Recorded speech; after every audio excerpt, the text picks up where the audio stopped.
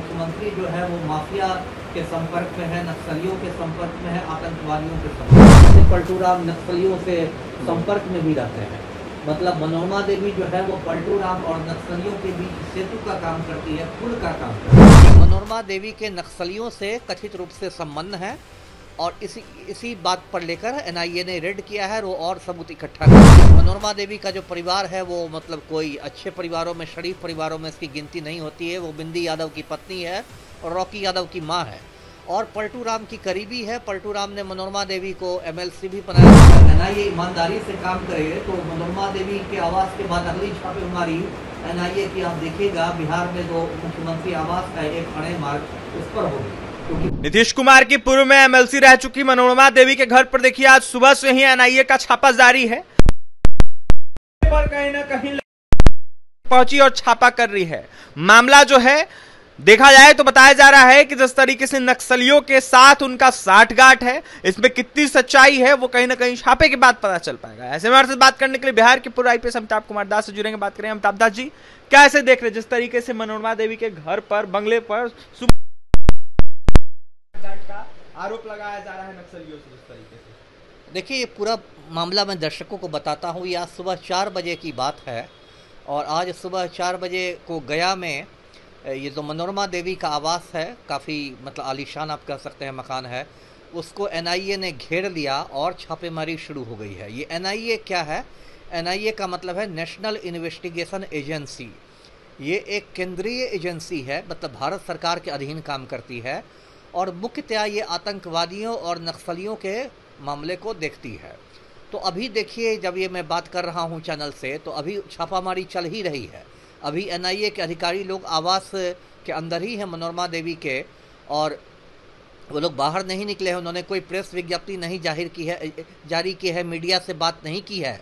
तो अभी कयास ही लगाया जा रहा है और कयास ये लगाया जा रहा है और मेरे सूत्रों ने ये जानकारी दी है कि मनोरमा देवी के नक्सलियों से कथित रूप से संबंध है और इसी बात पर लेकर एनआईए ने रेड किया है और सबूत इकट्ठा कर रही है। अब मैं मनोरमा देवी के बारे में आपको बता दूं।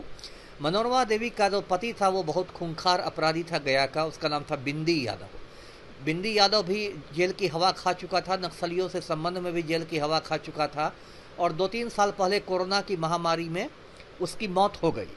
और जो मनोरमा देवी का बेटा है, रॉकी यादव नाम है, उसकी भी छवि गुंडा मवाली की है। कुछ साल पहले उन्होंने एक सचदेव नाम के एक लड़के को जो बर्थडे पार्टी से लौट रहा था घर, उसको गोली मार के हत्या उसकी कर दी थी क्योंकि उसने मतलब कार को साइड नहीं दिया था, रॉकी यादव की कार को। और उसमें रॉकी यादव मुझे लगता है 4-5 साल तक जेल में भी रहा था, अभी शायद जमानत पर छूटा है। तो कहने का मतलब कि मनोरमा देवी का जो परिवार है वो मतलब कोई अच्छे परिवारों में, शरीफ परिवारों में इसकी गिनती नहीं होती है। वो बिंदी यादव की पत्नी है और रॉकी यादव की मां है और पलटू राम की करीबी है। पलटू राम ने मनोरमा देवी को एमएलसी भी बनाया था, जैसा अभी आपने दर्शकों को बताया। विधान परिषद की वो सदस्या थी और अभी भी जो विधानसभा चुनाव होने वाले हैं 25 में, उसमें ऐसी मतलब संभावना जताई जा रही है कि फिर वो जदयू के टिकट पर चुनाव लड़े। जी दास जी, ऐसे में क्या माना जाए ऐसे लोगों को जो नीतीश कुमार संरक्षण दे रहे हैं? क्या लगातार ये अपराधी? ये तो कोई नई बात नहीं है। पलटू राम का तो पूरा राजनीतिक चरित्र ही ये है। मैं जो तस्वीर दिखा रहा हूँ दर्शकों को, उसमें भी पलटू राम माफिया डॉन अनंत सिंह के सामने चपरासी की मुद्रा में, आज्ञाकारी चपरासी की मुद्रा में खड़े हैं हाथ जोड़कर। तो इनका तो चरित्र रहा है और पिछले साल दर्शकों हमने खूनी आनंद मोहन को जेल से बाहर कर दिया। उसके लिए जेल मैनुअल में क्योंकि पलटू राम को लगा कि आनंद मोहन को छोड़ देने से राजपूत हो जाएगी और मनोरमा देवी भी इन्हीं की सूत्रों ने तो देवी के माध्यम से पलटू राम नक्सलियों से संपर्क में भी रहते हैं।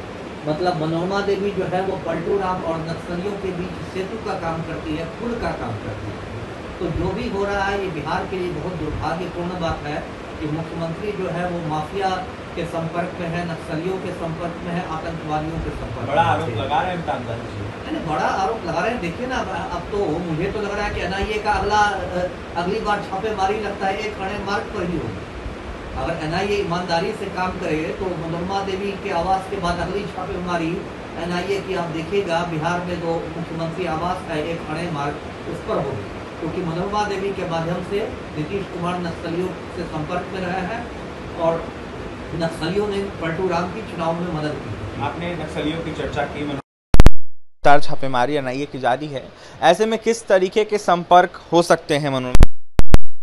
बता रहे हैं, देखिए 2-3 तरह के संपर्क होते हैं ना। एक संपर्क तो होता है हथियारों की सप्लाई, आखिर नक्सलियों के पास इतने आधुनिक हथियार आते कहाँ से?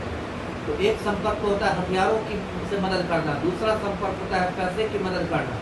पैसे से नक्सली लोग जो है, मैं खुद नक्सल इलाकों में रह चुका हूँ, पोस्टेड में शेर घाटी का एएसपी था, अरवल जिले का मैं एसपी रह चुका हूँ।